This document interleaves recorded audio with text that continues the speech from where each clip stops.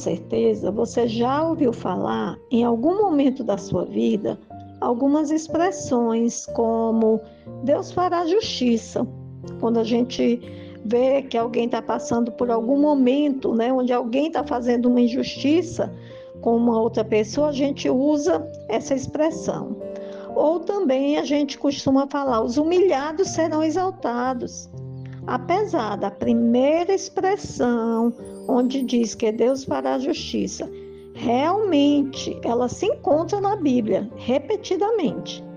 Uma dessas passagens bíblicas está em Lucas 18, 7 e 8, onde Jesus garante que Deus fará justiça depressa aos seus escolhidos que clamam dia e noite. Lá em Salmo 103, 6, reforça que o Senhor é justo e defende a causa de todos os oprimidos. E temos isso em várias outras passagens da Bíblia. Mas quanto à segunda expressão, onde muita gente fala que Deus exaltará os humilhados, isso não está na Bíblia, pelo menos dessa forma. E sim, a Bíblia nos diz que Deus exaltará os que se humilharem. Podemos ver isso em Mateus 23, 12, em Tiago 4, 10. Lá em Mateus 23, 12, diz assim: pois todo o que se exaltar será humilhado, e o que se humilhar será exaltado. Em Tiago 4, 10, diz: humilhai-vos perante o Senhor, e ele vos exaltará. Lucas 18, 14, na parábola do fariseu e o publicano, Jesus destaca que o cobrador de impostos que se humilhou saiu dali justificado, reforçando que quem se humilha é que será exaltado. Na verdade, a exaltação bíblica ela não se refere necessariamente a poder terreno, mas ao reconhecimento divino e honra diante de Deus, ao contrário da soberba que resiste ao propósito de Deus.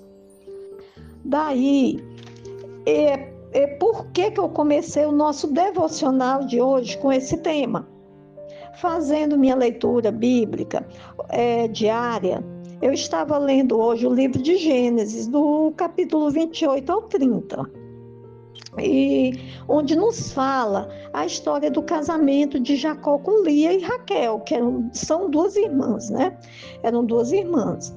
E um versículo em especial se destacou muito, hoje aos meus olhos, falou muito comigo, né? Falou muito ao meu coração. Por isso que eu estou compartilhando esse devocional. Esses capítulos, eles contam que Jacó, ele foi para a terra do tio dele, né, onde o irmão da mãe dele, tanto para se esconder do irmão dele, Esaú, que procurava matá-lo, como também para procurar uma esposa no meio da parentela dele, para que ele se casasse. Então, chegando lá, na terra do tio, ele viu Raquel, né, já se apaixonou, que era prima dele, filha do tio, que se chamava Labão, e ele trabalhou pela mão de Raquel para que pudesse casar-se com Raquel 7 anos. Então ele trabalhou esses 7 anos, fez um acordo com o tio, e ao passar os 7 anos, ele cobrou do tio o que era de direito, né? A mão de Raquel, por qual ele já tinha pago com trabalho.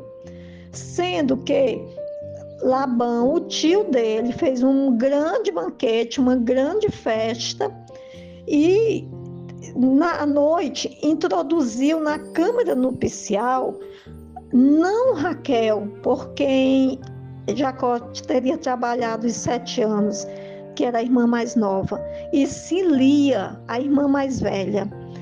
E daí, provavelmente, depois de muita festa, comida, muito vinho, né?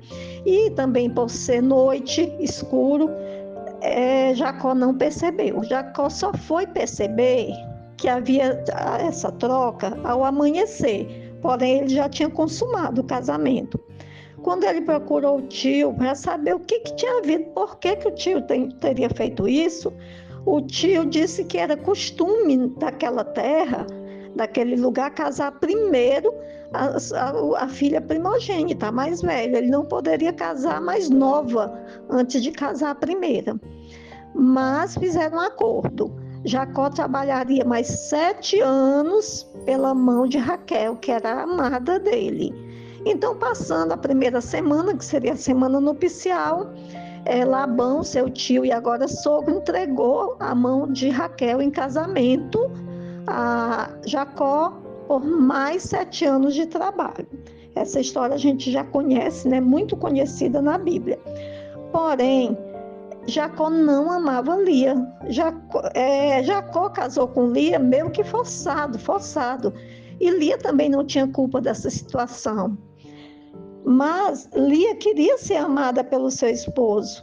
Porém, Jacó amava era Raquel. E como eu falei para os irmãos, o que se destacou muito e me chamou a atenção foi o versículo 31 do capítulo 29 de Gênesis, que fala assim: quando o Senhor viu que Lia era desprezada, fez com que ela fosse fecunda, ao passo que Raquel era estéril. Assim Lia ficou grávida e deu à luz um filho. Daí, na verdade, Lia deu à luz mais 5 filhos, no total 6 filhos homens. E isso era um privilégio, as mulheres, né, era ter filhos homens. E durante um bom tempo, Raquel ficou estéril. Raquel, ela não conseguia ter filhos.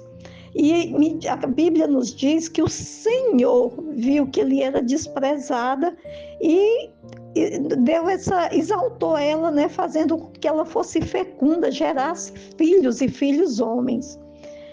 O que isso me fez pensar é que o Senhor, ele não está alheio ao nosso sofrimento, às nossas dores. Ele é fiel e justo. Ele é tão maravilhoso que, apesar de nós, ele se compadece da gente. E ele realmente age em nosso favor, ele trabalha em nosso favor.